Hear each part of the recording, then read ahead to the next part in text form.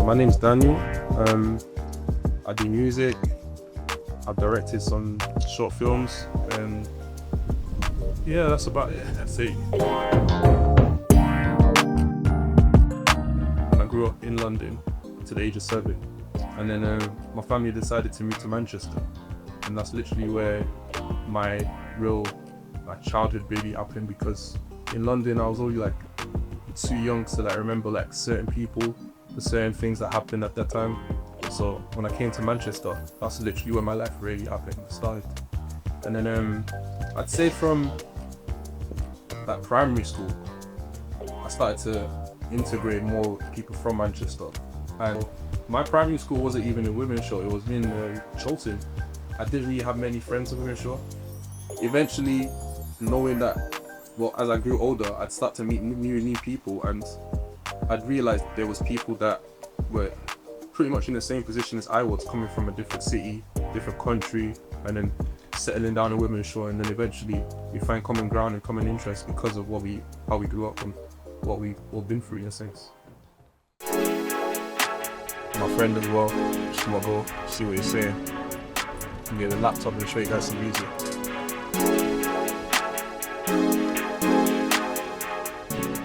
How's that, Jim? Hi. Yo, Jim. Musically, he's been an inspiration to me. I've listened to his songs from early, and then when I heard it, the first song I ever heard, he told me that he produced it himself. I said, what? That was like the big, like, it opened my mind to the fact that I don't need to go on YouTube anymore. I could actually see how he's produced it, learn from him, and then actually end up making my own music. He's sold me like so much in the fact that I could actually be more self-independent.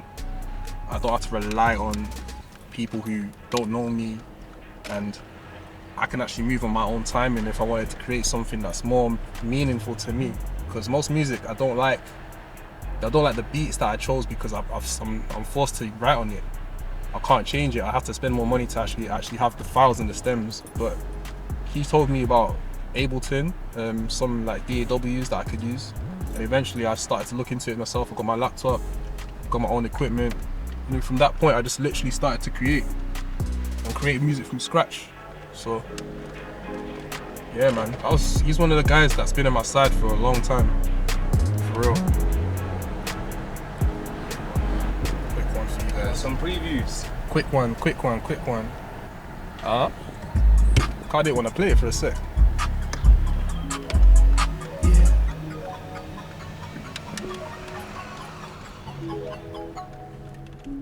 It could have been you.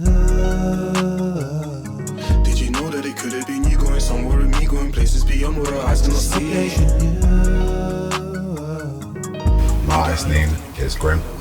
I am an artist from Wythenshawe. I'm also a producer and an engineer as well. The camera with the map box.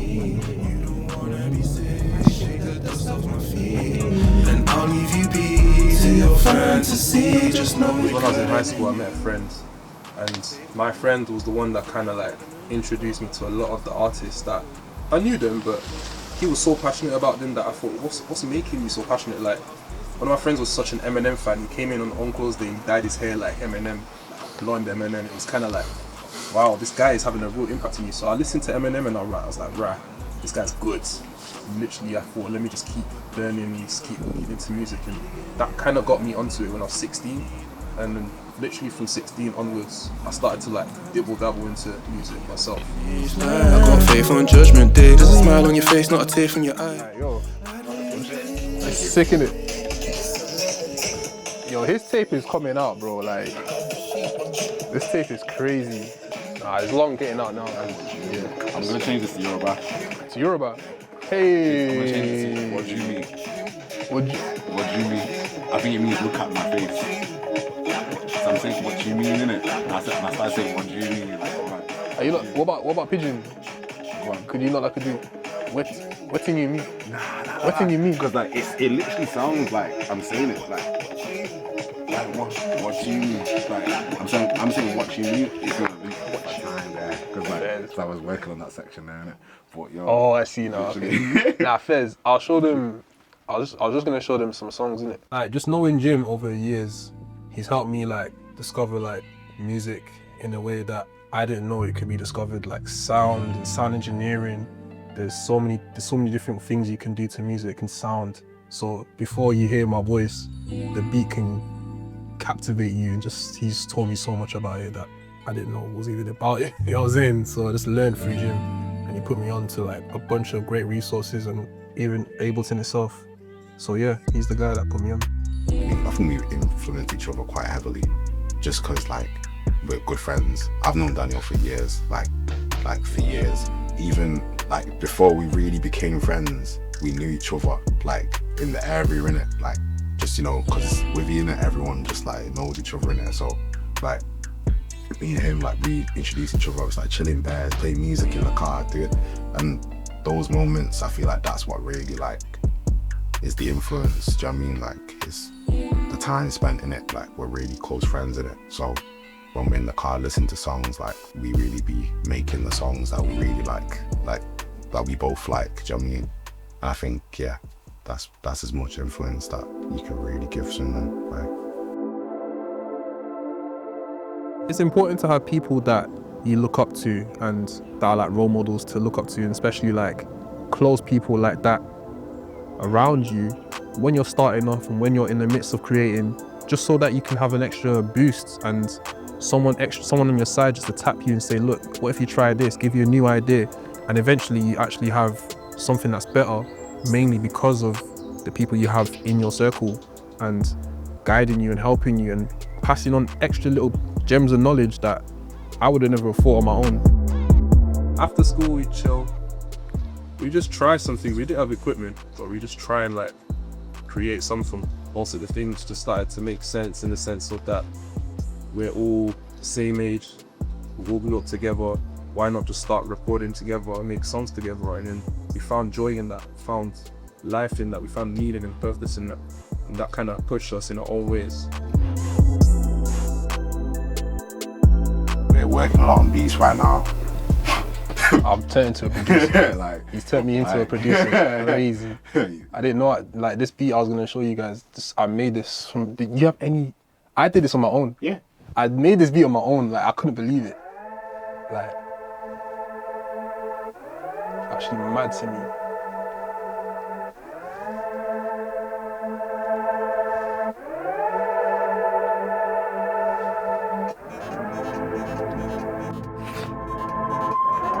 I'll just quickly show you guys something.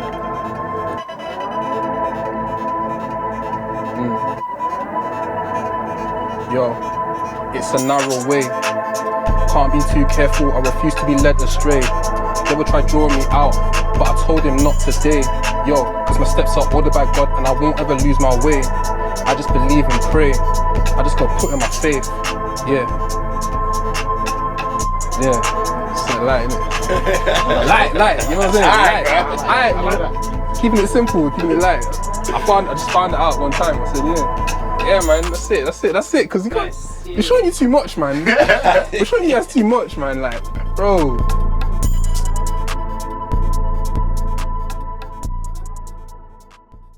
Started off in like my friend's bedroom where he'd have the whole studio, the whole rooms formed out, and then we just look at beats, and then we just started making music and that.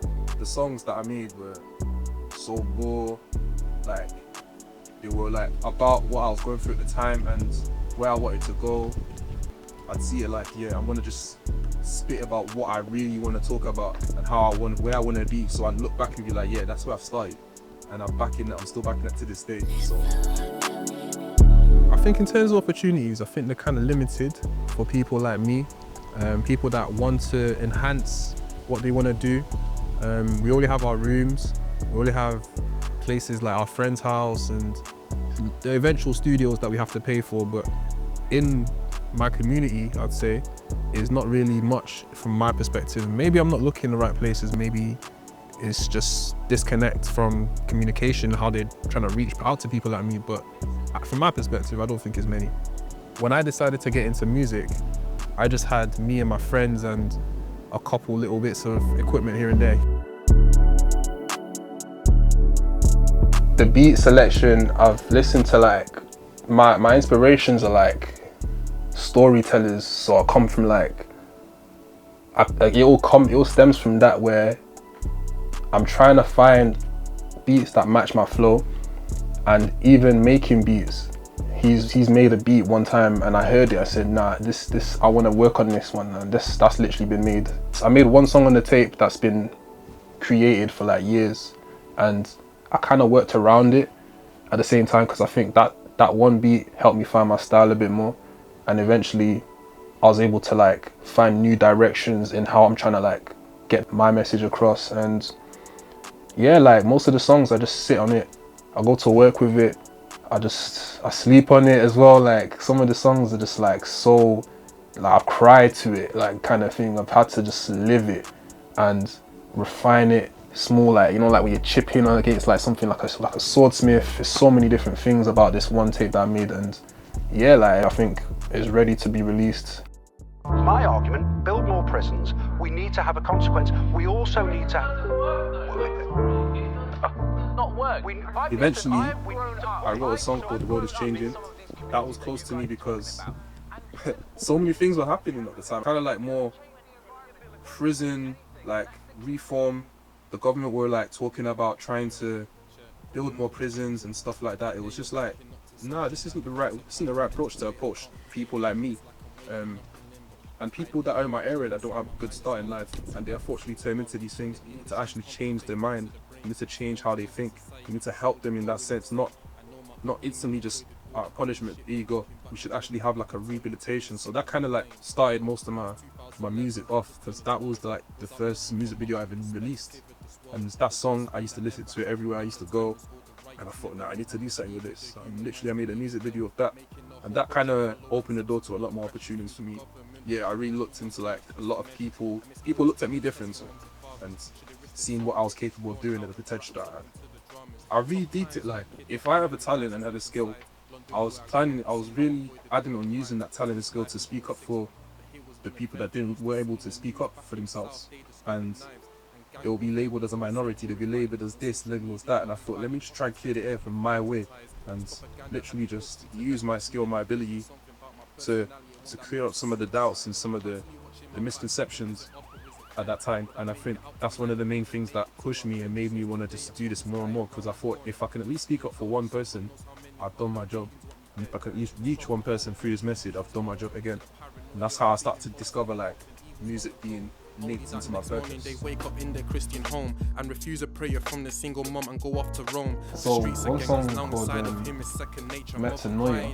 I've got a song called Metanoia. You do? Yeah. Serious? Yeah. Yo, that's that magic. Do you want to hear it? Yeah. All right, I'm flit. Well, tell us about it first. Okay, so the song is he made the beat, and I just thought like this is such a good beat, and then eventually, over time, I think we decided to add more aspects to it. So we knew someone who played the guitar, and we added a guitar on it. It sounded so much harder. It added more like life to it, and literally, I'll just lay my vocals down, and I'm gonna leave it to him to mix. Which he's gonna have to look into every little channel and eventually pick out the ones that actually make sense to the song and the overall vibe of it. Right, okay. Yeah. So yeah. Literally, like, there was a time If I my friend Kieran, shout out Kieran, Shout out. literally like we went around to our good friends just to get the vibe like from him in it, because literally like he plays it quite well. He's very, very good at the guitar, so he knows like what he's doing. We just interested in just to like, you know, record around and let the beat play for a while, just set the vibe in it, and then let the song come together by itself almost. Do you know what I mean? It just makes a lot of sense. A lot of the songs that we're making recently, we're just trying to like take our time with the way it's being built and with each step. Because I think especially with Daniel's projects, you know, there's a lot of faith involved, and want to make sure that like the message is correct, like, and that it's beneficial to you when you're listening to it. Do you know what I mean? You want to be able to eat of the fruits. Do you know what I mean? As well, like you don't want to just, you know, just be listening for nothing. Do you know what I mean? It should be something that serves a purpose, and that's like the main thing here. I'm playing a version that ain't the final one, but you know, it's the best one that I can happily listen to.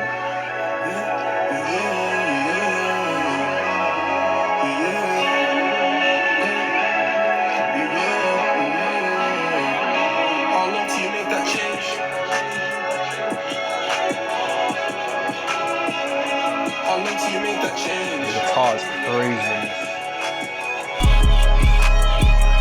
You taking your precious time. Next thing you're out of range.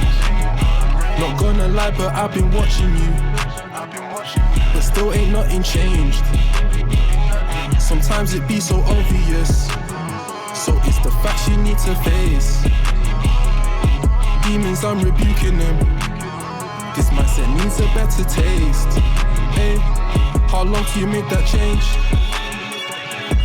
So metanoia means to change of mind. So that's one thing that when I made that song, it was helping me because I was trying to change my mind from old habits, and I feel like that message is powerful in itself. It's a Greek word as well, and it stems from something in the Bible that I read, and I looked into it. I said, nah, the word itself is hard. It's a hard word. It's a hard word, and to pronounce it, metanoia, like changing of your mind, basically. So it is something. This song is just like, it's almost like sounding the alarm to people, like, yo, like, how long till you make that change? You know you need to change. So how long till it change? You know what I'm saying? And eventually it helped me because it was almost like when I wake up and I hear it, I'm even more awake, kind of thing. So this is like a really big song, a powerful song, and I want to push it the right way. So that's why I'm just getting to that point. How long till you make that change? I'd say funding is especially important in my journey because most of the creative ideas that I have, I can't do with just my phone. I can't do with just like headphones, normal little headphones and stuff like that. It's one of the things that I'd say would help me and would have helped me from the beginning to actually get to that point where I want to be. Eventually, during COVID, I found myself in a difficult situation where I didn't have much inspiration anymore. The only inspiration I had was just my area, and that's when I started to really write more introspective things about me and more introspective things about what I'm seeing currently. So during that time period, I made a quarantine tape. I call it the Q tape, and that's where I literally had most of my songs that I still listen to this day as a recap, as a reminder where I started to actually grow more in my craft, because the time that I spent in COVID was just too much, and I started to just deep life a lot more. So literally from that point I made a song called Phone. I'd say that was one of the main songs that I looked at and I said, nah, this is kind of different, because when I was young I liked to storytell, so that song literally was basically a story. So Phone was one of my checkpoint songs that I looked at and I said, no, this is where I need to like build on, you make something, make it into something new. It was hard at first, but over time I started to meet new people, and people that knew another person that knew someone else, and that had to come from me asking and passing on, telling people what I'm trying to do, telling people how I'm trying to like go about it, and eventually I stumbled upon the right people. You have reached the voicemail box of... I met Odd Arts through a friend, and through Odd Arts I met so many great people, and literally we all sat down and we just said, look, this is what I want to do, and then it built onto something that I never thought it'd take it there. Like I said, nah, this has to be done now. So I followed through with it, I made the short film, and overall I think it's a success, and I think the whole message of that whole film is definitely implanted like a seed in people's hearts so that they can actually learn from it, and hopefully it makes a different change to your environment. I just spotted a knock round the corner, shot come through, we'll catch him on the slide. Got the blacked out drip with the belly on top, dressed cold like suit and tie.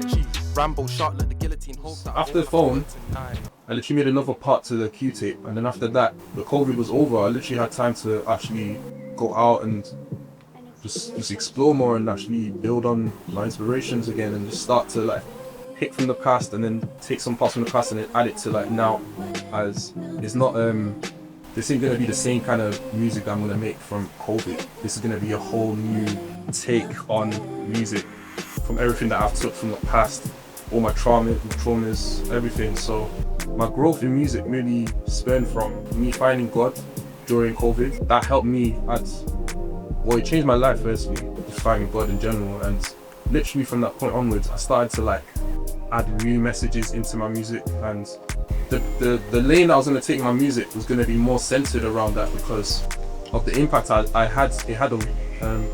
During COVID I had I had a suicide scare actually. My friend passed away through suicide, and literally I started to contemplate a lot of things about life. So my music now is to help people in them similar situations. It's got a whole vast of points that I'm trying to touch on, like through what I've been through and through living. Sure, I thought this music, this new album that I'm making is gonna be the one that encompasses everything. In this album called Wiz, it's the one thing that's like been driving me every day, every year to just keep going and just keep creating something. Sending the message, the right message across to people across the world, all ages and like alike, skin color like that. Yeah, this has been one thing that's been kept me going.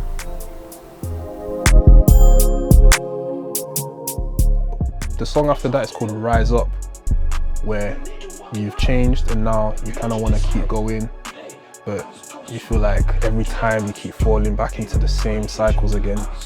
And Rise Up is almost like an uplifting song. It leads into another song called Avalanche, where it sounds like what I've been through, and then eventually I'm escaping the avalanche kind of thing, do you know what I mean? And then after that is Believe. Believe is what I showed you guys in the car, like believe in yourself, someone believes in you. After that there's another song called Faith. There's another song called Work of Art, how we are work of arts, God's work of arts basically. And yeah, like this, the list is, every song has its own, it works like from beginning to end. You shouldn't just really jump into any song.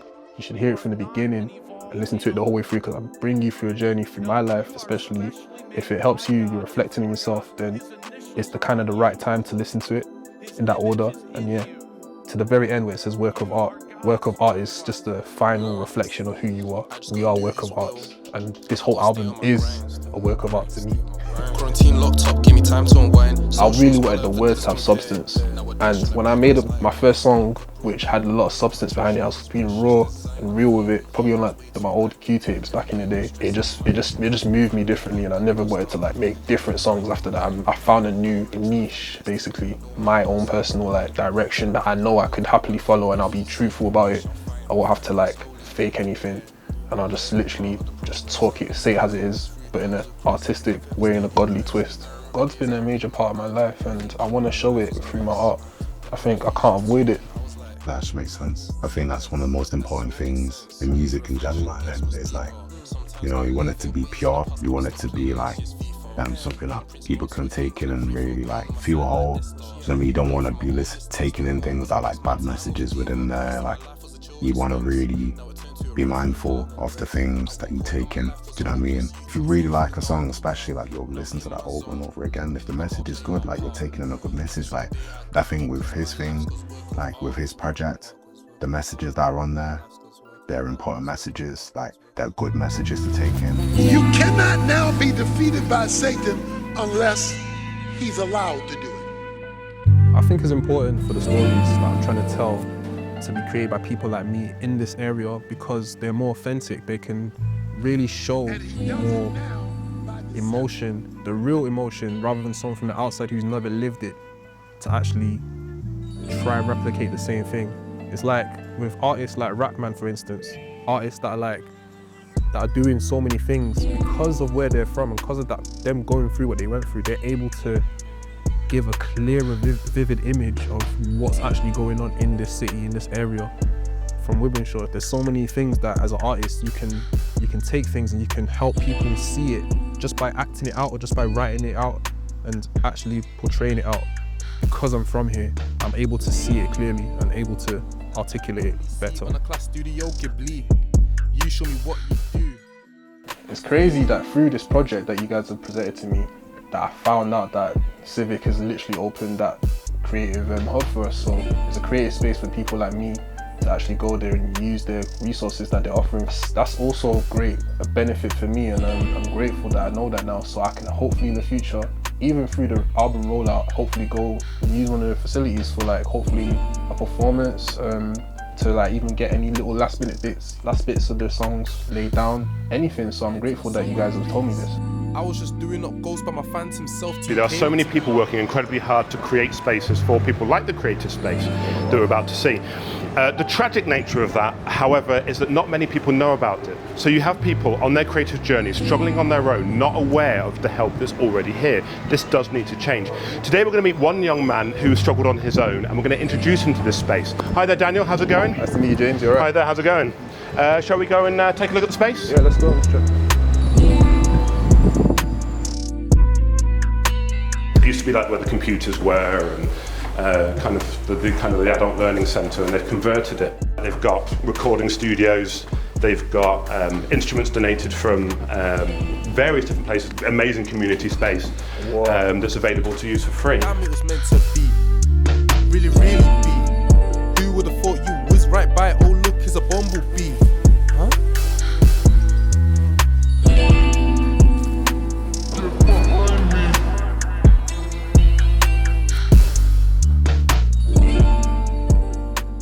Talking about before, like there's not really much going on. Do you know what I mean? Yeah. So now, like knowing that, like I'm gonna be there. Like yeah, me too. I just make a lot of people aware of that. Do you know what I mean as well, though? Like too, because I feel like there's a lot of people that would really benefit, maybe more than me, because I've got like my studio, like I've got my own little setup in it. But there's people that would definitely, do you know what I mean, benefit way more than like me to go to that space. Like honestly, I'm looking forward. Do you know what I mean? To see what that breeds, like honestly.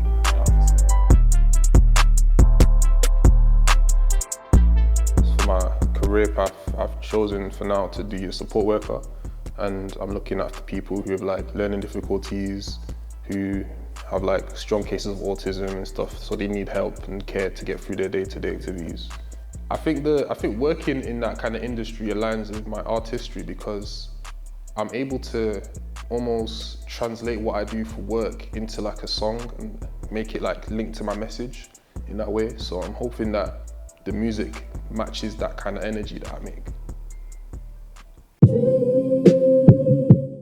So we've got a kind of facility like this, which you guys weren't aware of. Yeah.